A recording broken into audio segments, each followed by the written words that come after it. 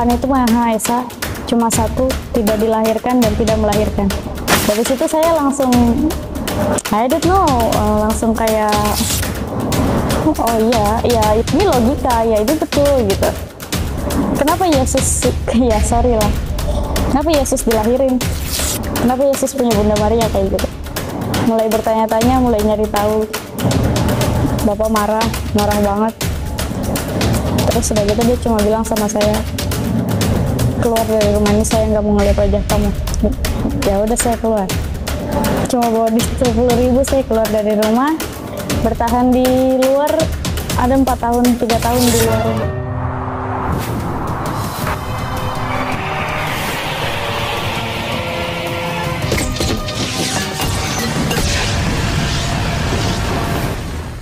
Nama saya Renova Hutagaol, dan setelah saya masuk Islam nama saya Nova Hasanah. Asal saya dari Cakung, Jakarta Timur. Umur saya 21 tahun. Saya masuk Islam dari 2014. Sebelum saya mengenal agama Islam, agama saya Kristen Protestan. Saya gereja biasa kayak orang-orang Kristen. Terus setelah itu pas SMP kelas 2 saya nggak tahu kenapa ada satu saat dengar teman saya ngaji suara indah. Terus habis itu saya mulai kepo-kepo, nanya-nanya apa sih yang dibawa-bawa itu, kok tulisan Arab semua, Al-Quran gitu kan. Dan dia ngasih tahu ini Al-Quran, ini ya Alkitab kita, kata dia gitu. Oke. Terus setiap hari Jumat selalu ada yang Jumatan, ada yang zikir. Dan saya suka dengerin tuh. Dan kadang kalau ada pelajaran agama Kristen saya nggak masuk, saya malah diam aja di luar dengerin yang laki-laki pada zikir. Kayak senang aja gitu. Terus habis itu entah kenapa saya mimpi.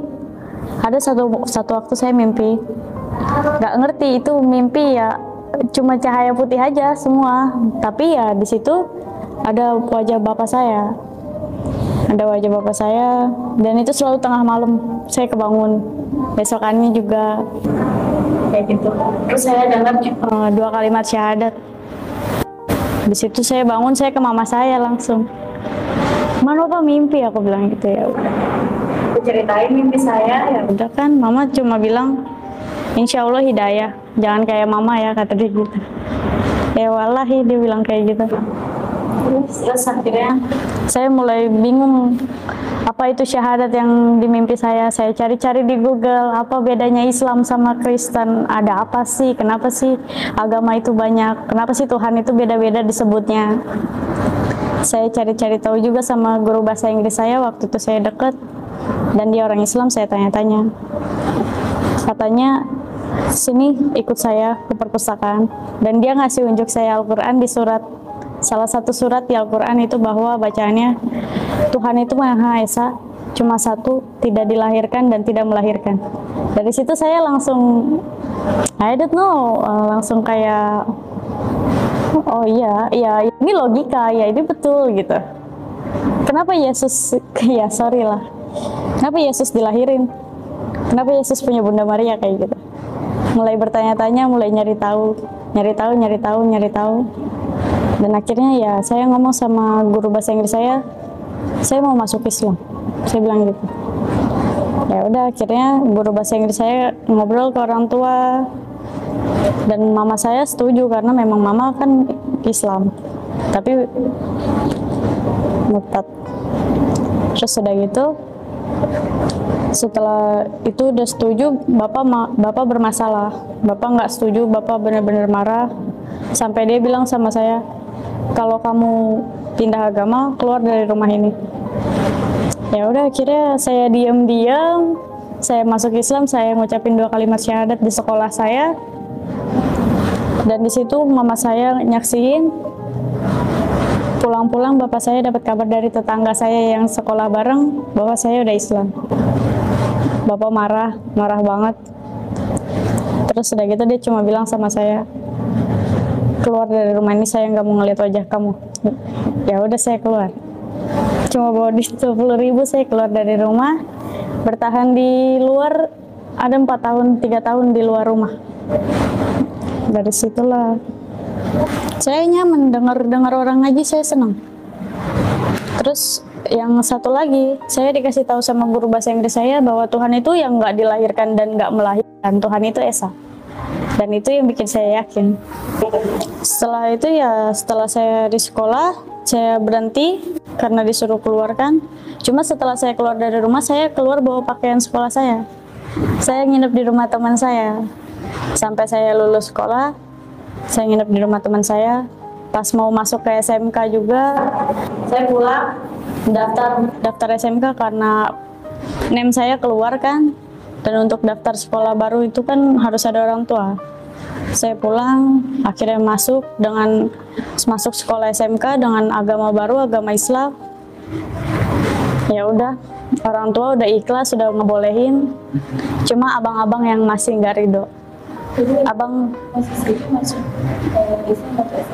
SMP kelas 2. Pas SMK, pas baru masuk, abang nggak ridho, abang udah nggak pernah mau biayain lagi. Ya, walaupun sekolah ibaratnya saya ada sedikit lah buat sekolah gitu kan, abang nggak mau biayain lagi karena biaya buat produksi buat jurusan saya gitu waktu itu. Akhirnya saya bilang sama bapak sama mama, saya mau ulangan, mau naik kelas, saya mau bikin film pendek. Mereka nggak ada uang, malah marah-marah. Ya udah, akhirnya saya nggak sekolah, tapi saya malah jaga warnet buat nyari duit di situ. Jaga warnet, nggak sekolah 2 minggu, dapat SP 1, saya nggak masuk lagi. Terus SP 2, mama mulai nelponin saya mau keluar, aku bilang gitu. Saya nggak mau sekolah lagi. Buat apa saya sekolah, aku bilang gitu. Ya udah, akhirnya saya nggak sekolah deh. Saya yang mengundurkan diri, saya datang ke sekolah, saya mengundurkan diri, saya bilang gitu. Marah, benci, nggak nganggap saya lah. Mereka ngediemin saya, kayak nganggap saya nggak ada. Ya, saya di rumah pun saya kayak nggak ada orang asing gitu. Nggak ada ditawarin makan atau apapun, biasa aja. Dan saya pun juga, oke, up to you, terserah. Yang penting ini pilihan saya cuma begitu. Saya udah dewasa, saya udah haid, saya udah balik, ini hak saya. Yang dosa saya, karena di dalam Islam itu saat sudah menstruasi, sudah balik, kamu udah dewasa, bisa nentuin pilihan sendiri, lain kayak Kristen. Dari situlah saya pegang teguh, ya udah. Dan lama-lama saya ngaji, saya belajar ngaji, saya pergi sholat maghrib ke musola. Mama ngeliat, dan dia mau ngajarin saya Iqra. Mama ngajarin saya Iqra diam-diam sampai bapak marah. Akhirnya berhenti, nggak belajar lagi. Kalau respon tetangga ya awal-awal ya sinis sih, karena memang tetangga saya rata-rata Kristen. Rata-rata, kenapa sih? Kayak ibaratnya, ini orang tuanya Kristen kok anaknya sendiri yang beda, kayak gitu. Pandangan sinis loh. Terakhir komunikasi sama keluarga, alhamdulillah udah baik-baik aja sampai sekarang. Buat keluarga saya, terima kasih udah ikhlas, terima kasih udah ridho. Walaupun itu butuh waktu yang panjang sih buat mereka ngerelain anaknya beda agama. Saya cuma minta, kalau memang itu pilihan agama kalian, silahkan jalanin yang benar. Saya nggak mau maksa. Waktu itu saya searching di itu sih Kak, ngelihat dari Facebook ada pesantren kayak gitu. Dan saya di rumah pun nggak ngapa-ngapain, saya udah nggak kerja, saya udah di rumah aja ibaratnya pas corona ini. Dan akhirnya, kenapa saya nggak belajar agama aja gitu? Buat apa saya di rumah juga cuma nyusahin ibaratnya. Jadi saya searching, ada yang ngasih tahu lah, ada yang infoin. Coba cek YouTube-nya Naba TV. Dari situ saya cek-cekin semua orang-orang Naba, anak-anak santrinya, yang laki-lakinya juga saya lihat-liatin. Saya tertarik dan akhirnya saya hubungin Ustadz Naba. Pandangan saya, ya kalau udah fokus satu silahkan fokus ke satu. Saya gitu aja. Mereka mau ngomong apa, saya nggak peduli, karena lebih baik kalian cari tahu dulu ilmunya, cari tahu dari ceramah-ceramah. Kalaupun emang kalian nggak bisa baca Quran, sama kayak saya juga kan awalnya nggak bisa baca Quran. Atau di situ ada Al-Quran yang artiannya, di situ semua ada tafsirnya. Atau kalian cari perbandingannya antara kenapa Islam itu dianggap teroris atau apapun, itu kan semua banyak ilmunya. Jadi jangan langsung ngejudge gitu. Udah itu aja. Yang saya rasain perubahan besar banget sih buat saya.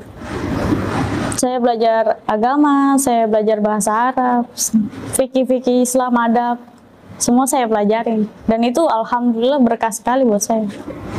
Cari sendiri hidayah, kejar hidayahnya. Karena percayalah kalau hidayah itu kita kejar sendiri, Tuhan bakal mudahin segalanya. Istiqomah, udah itu aja.